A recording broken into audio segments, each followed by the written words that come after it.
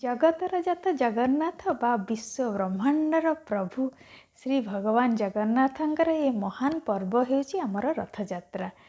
ଭାବ ଭକ୍ତିର ଅପୂର୍ବ ଏ ଶୋଭାଯାତ୍ରା ଭାବରେ ବିଭୋର କରେ ଜନତାଙ୍କୁ। ଲକ୍ଷ ଲକ୍ଷ ଜନତାଙ୍କର ସମାଗମ ଶରଧାବାଲିକୁ ମୁଣ୍ଡରେ ମାରି ସମସ୍ତେ ଚାହିଁ ବସିଥାନ୍ତି ଜଗନ୍ନାଥଙ୍କର ଦର୍ଶନ ପାଇଁ। ଅପେକ୍ଷା ବା ଉପେକ୍ଷାର ଅନ୍ତ ଘଟାଇ ଶ୍ରୀ ଜଗନ୍ନାଥ ଚତୁର୍ଦ୍ଧା ମୂରତି ଧରି ଧାଇଁ ଆସନ୍ତି ଏ ବଡ଼ଦାଣ୍ଡକୁ ଭକ୍ତଙ୍କୁ ଦର୍ଶନ ଦେବା ପାଇଁ। ଜାତି ଧର୍ମ ବର୍ଣ୍ଣ ନିର୍ବିଶେଷରେ ସମସ୍ତଙ୍କର ଜଗତର ନାଥ ଜଗନ୍ନାଥଙ୍କର ଦର୍ଶନ ଆଜି ଏ ରଥଯାତ୍ରା ଦୀର୍ଘ 2 ବର୍ଷର କରୋନା କଟକଣା ପରେ ପୁଣି ଆମମାନଙ୍କୁ ଦର୍ଶନ ଦେବା ଏବଂ ସ୍ୱାଗତ ଜଣାଇ ଆରମ୍ଭ କରିବା ମୋର ଏଇ ଅଧ୍ୟାୟରେ ରଥଯାତ୍ରାକୁ ସମସ୍ତେ ଉପଭୋଗ କରିବା।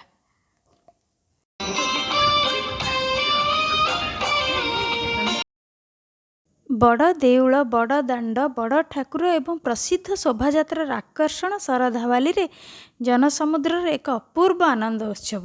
ଏହା ଅନ୍ତର୍ଜାତୀୟ ସ୍ତରରେ ସାରା ବିଶ୍ୱରେ ବିଭିନ୍ନ କୋଣ ଅନୁକୋଣରେ ଥିବା ଓଡ଼ିଆମାନେ ରଥଯାତ୍ରାକୁ ଭକ୍ତିଭରା ସର୍ବ ସମ୍ମୁଖରେ ଉପସ୍ଥାପନା ଓଡ଼ିଆ ଓ ଓଡ଼ିଶା ପାଇଁ ଗର୍ବ ଓ ଗୌରବର ନିଦର୍ଶନ।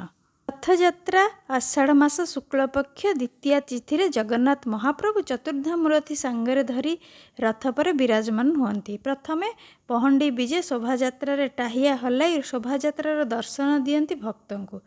ରଥ ଟଣା ନୀତିରେ ସଭିଏଁ ସମସ୍ତେ ବ୍ୟାକୁଳରେ ସ୍ପର୍ଶ କରିଦେଲେ 7 ଜନ୍ମରୁ ମୁକ୍ତି ମିଳେ ବା ପୁଣ୍ୟ ମିଳେ ବୋଲି ଭକ୍ତଙ୍କର ବିଶ୍ୱାସ। ବିଶ୍ୱାସରେ ଭଗବାନ କିମ୍ବଦନ୍ତୀ କହେ। ଢୋଲ ମୃଦଙ୍ଗ ନାଚ ଓ ଗୀତର ଆସରରେ ବଡ଼ଦାଣ୍ଡ ପ୍ରକମ୍ପିତ ହୁଏ। ଭକ୍ତଙ୍କ ଆଖିରୁ ଆନନ୍ଦର ଅଶ୍ରୁ ବୋହି ଆସେ ପ୍ରଭୁଙ୍କର ଭାବ ଦର୍ଶନରେ। ପୁଣି ବର୍ଷକରେ ଥରେ ବଡ଼ଦାଣ୍ଡରେ ଜାତି ଧର୍ମ ବର୍ଣ୍ଣ ନିର୍ବିଶେଷରେ ସମସ୍ତଙ୍କୁ ଦର୍ଶନ ଦିଅନ୍ତି ଶ୍ରୀ ଚକାଆଖି ନନ୍ଦିଘୋଷରେ ବଳଭଦ୍ର ତାଳଧ୍ୱଜରେ ଭଉଣୀ ସୁଭଦ୍ରା ଦେବଦଳନ ରଥ ଉପରେ। ବଡ଼ ଦେଉଳଠାରୁ 1.5 ମାଇଲ ଦୂର ମାଉସୀ ମା ଘର ଗୁଣ୍ଡିଚା ଘର ମନ୍ଦିର ବା ମଣ୍ଡପକୁ ପୋଡ଼ପିଠା ଖାଇବା ଲାଳସାରେ ପୁଣି ପୁରାଣ କୁହେ ଜଗନ୍ନାଥଙ୍କ ପ୍ରତିଷ୍ଠାତା ଇନ୍ଦ୍ରଦ୍ୟୁମ୍ନଙ୍କ ପତ୍ନୀ ଗୁଣ୍ଡିଚାଙ୍କ ନାମ ଅନୁସାରେ ନାମିତ ହୋଇଛି ବୋଲି ବିଶ୍ୱାସ କରାଯାଏ।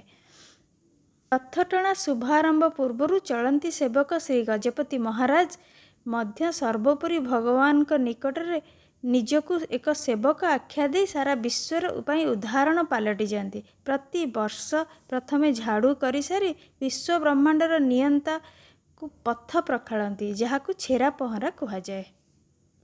ବାସ୍ତବିକ ଭଗବାନଙ୍କ ଏ ଅପୂର୍ବ ଲୀଳାରେ ସମସ୍ତେ ସମାନ ବୋଲି ୟାଠୁ ଅଧିକ ପ୍ରମାଣ ଆଉ କ'ଣ ଲୋଡ଼ା। ଲକ୍ଷ ଲକ୍ଷ ଜନତାଙ୍କ ମଧ୍ୟରେ 9 ଦିନର ମାଉସୀ ଘର ଭ୍ରମଣରେ ବି ଗୁଣ୍ଡିଚା ମନ୍ଦିରର ସମସ୍ତ ପୂଜାବିଧି କାର୍ଯ୍ୟ ସମାପନ ହୁଏ। ଦଶମୀରେ ବାହୁଡ଼ା ଯାତ୍ରା ରଥଯାତ୍ରାର ଆଉ ଏକ ଅଂଶ। ଏହି ଦିନ 3 ରଥରେ ପୁଣି ବାହୁଡ଼ି ଆସନ୍ତି ଶ୍ରୀମନ୍ଦିରକୁ। ସେଠାରେ ପହଞ୍ଚି ତାଙ୍କର ଏକାଦଶୀରେ ସୁନାବେଶରେ ସମସ୍ତଙ୍କୁ ଚକିତ କରନ୍ତି। ପୁଣି ଦ୍ୱାଦଶୀରେ ନୀଳାଦ୍ରି ବିଜେ କରନ୍ତି ଭକ୍ତଙ୍କୁ ଦର୍ଶନ ସାରି। ତେବେ ଏ ବର୍ଷ ରଥଯାତ୍ରା ସମସ୍ତଙ୍କ ପାଇଁ ସୁଖ ଶାନ୍ତି ନେଇ ଆସୁ। ଜୟ ଜଗନ୍ନାଥ।